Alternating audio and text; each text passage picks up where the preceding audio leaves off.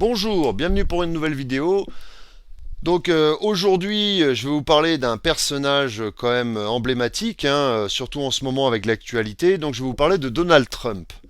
Donc au niveau astrologique, ça touche aussi un petit peu le côté psychologie du personnage.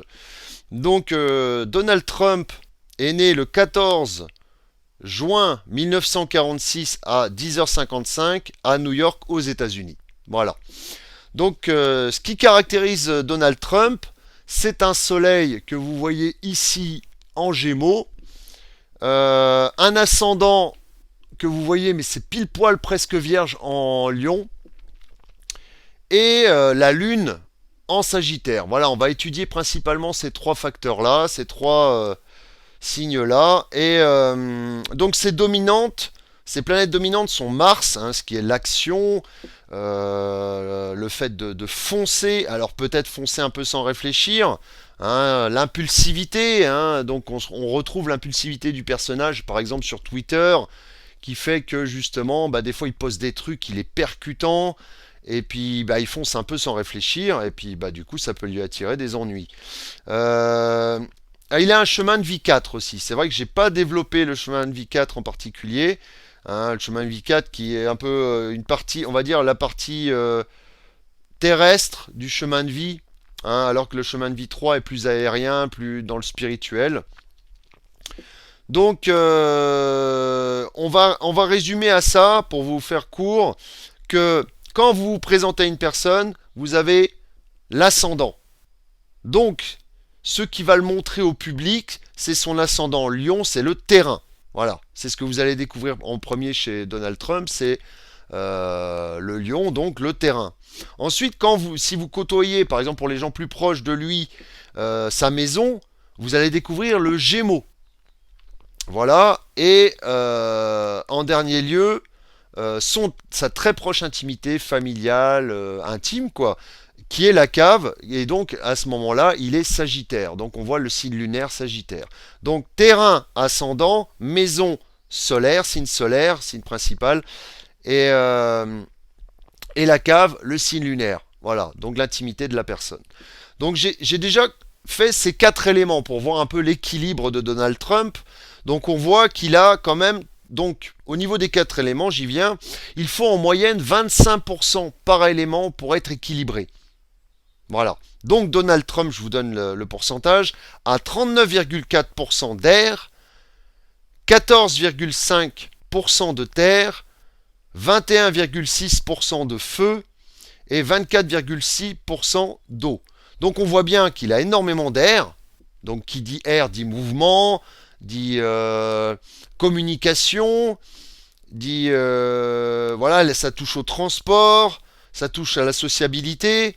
Par contre, alors même si le feu le feu et l'eau sont à peu près équilibrés, il a un surplus d'air, donc comme je vous le dis, mais par contre il a un défaut de terre. Donc tout ce qui est rationnel, terre à terre, réfléchir avant d'agir, voilà, et ben malheureusement c'est pas trop son cas. Et vous allez dire, vous allez le remarquer, forcément en politique c'est un petit peu ça en fait. Donc parce que 14,5% de terre, c'est pas énorme. Il en aurait besoin de plus que ça. Il aurait besoin de travailler justement sa rationalité, sa réflexion, et non pas d'agir brusquement sans réfléchir. Voilà.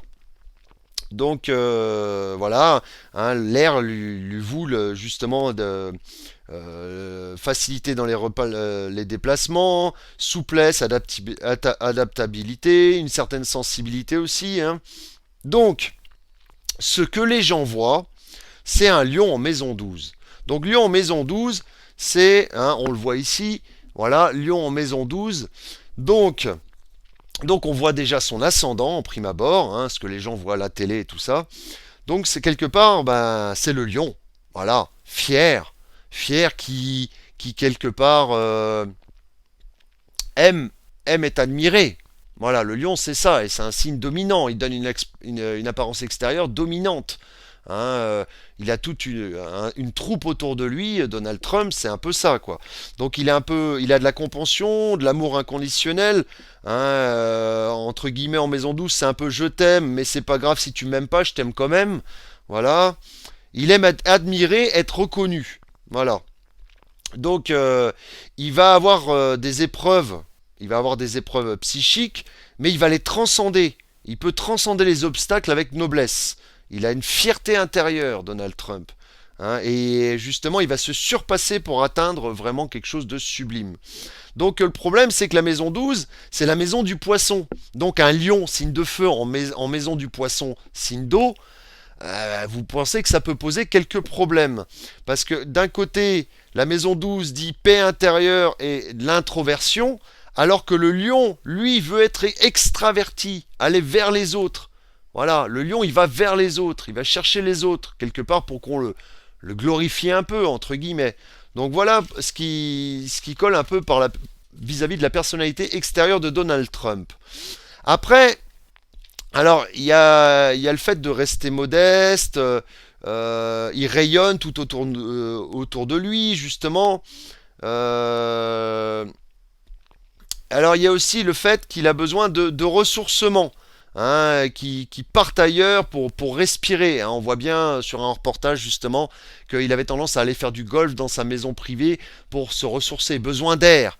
Besoin de soleil. Hein. Le lion, c'est la planète du soleil. Il a besoin de soleil, Donald Trump, pour respirer. Donc c'est souvent qu'il se casse de la Maison Blanche quelque part pour pouvoir respirer. Alors maintenant, on va attaquer le Gémeaux en Maison 10. Donc son ascendant, pardon, son signe solaire en Maison 10. Donc qu'est-ce que veut dire le Gémeaux en Maison 10? C'est un signe mutable. Hein, Donald Trump a aussi, qui dit mutable dit mi-ange, mi-démon, parce que c'est ça Donald Trump, il déstabilise. Hein, il est curieux de tout, mais pas en profondeur. Hein. Moi qui suis Gémeaux, c'est un peu pareil, c'est-à-dire que je m'intéresse à beaucoup de choses, mais il faut que je m'entraîne à perfectionner. Voilà. Donc, voilà, s'intéresse à plein de choses, Donald Trump, mais n'approfondit pas. Voilà. Alors, c'est un farceur, un moqueur, très intelligent, hein, qui, qui est un peu, qui change souvent. Voilà. Peut-être pas d'humeur, mais voilà, même d'action. Voilà, tantôt il va faire ci, peut-être 10 minutes après il va s'envoler quelque part. Alors c'est un éternel adolescent aussi. Voilà, le côté farceur, le côté juvénile. Hein, j'avais vu dans un reportage récemment qu'il aimait bien les burgers, il adore les sucreries, les bonbons, voilà tout ce qui touche à l'enfance quelque part. Il garde un peu ce côté d'éternel adolescent. Voilà, donc dans un corps d'adulte entre guillemets. Euh, Comique, beaucoup de blabla. Voilà, c'est un grand blablateur, c'est un grand parleur. Il aime bien parler, s'exprimer, euh, papoter. Alors, il peut être parfois, justement, attendez, il peut être parfois culotté, faire preuve de ruse. Hein, le Gémeaux peut être rusé. La personne aux mille contacts, sans attache, insaisissable, dispersé, instable. Et bah oui, forcément, qui dit juvénile manque de maturité.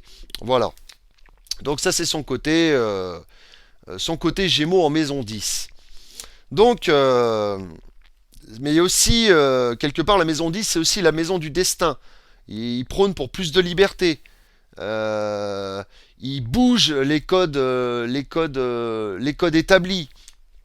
Hein, il a de l'ambition, mais voilà, il va vers la brisure des codes sociaux, Donald Trump.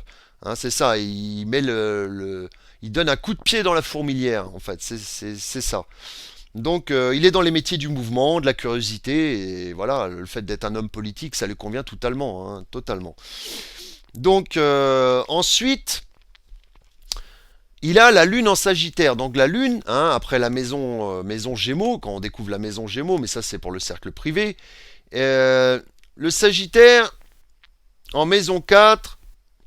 euh, alors là, c'est son émotionnel, c'est son côté privé avec sa famille, avec ses proches. Voilà, il a un côté patrimoine, il défend son patrimoine, l'Amérique, il est enraciné, il aime bien goûter comment dire, aux joies de la cellule familiale d'un clan, voilà, hein, proche de ses enfants. Euh, et puis de temps en temps, il aime bien laisser son imaginaire vagabonder, sans que personne vienne le perturber. Ça, c'est son petit côté intérieur, il est comme ça, imperturbable, voilà. Il a un côté imperturbable. C'est vrai que pour le perturber, vous allez me dire, Donald Trump, il en faut, hein. Et il est adversaire de la solitude. Il aime toujours être entouré, Donald Trump. Vous voyez, il a une clique, une myriade, même dans le bureau de la Maison Blanche, de personnes qui vagabondent, qui tournent, qui passent sans arrêt dans le bureau, qui discutent, qui déconnent, qui rigolent. Il est toujours entouré. Il n'aime pas rester seul. Ou alors, c'est vrai que j'avais vu dans le reportage qu'hier, par exemple, qu'il était très télé, hein, il aimait bien, il avait un petit côté. Alors parfois, peut-être, quand il est dans la solitude, il aime bien quand même regarder la télé. Hein, c'est bizarre, en mangeant des sucreries et limite, j'ai envie de vous dire, avec des pantoufles. Voilà, c'est voilà. Mais il aime bien être entouré. Donc voilà ce que j'avais à vous dire pour Donald Trump. Alors après, il y a des petites précisions à apporter, hein. Par exemple, vous voyez que Mars, c'est l'action, donc il a l'action d'un lion. Hein. Et vu que le lion, c'est un signe de feu, Mars, c'est la planète du bélier qui est aussi un signe de feu, donc il va être beaucoup dans l'action. Mais action peut-être impulsive, un peu, quoi. Voilà. Donc, je vais vous laisser et je vous dis à bientôt pour une prochaine vidéo. Au revoir.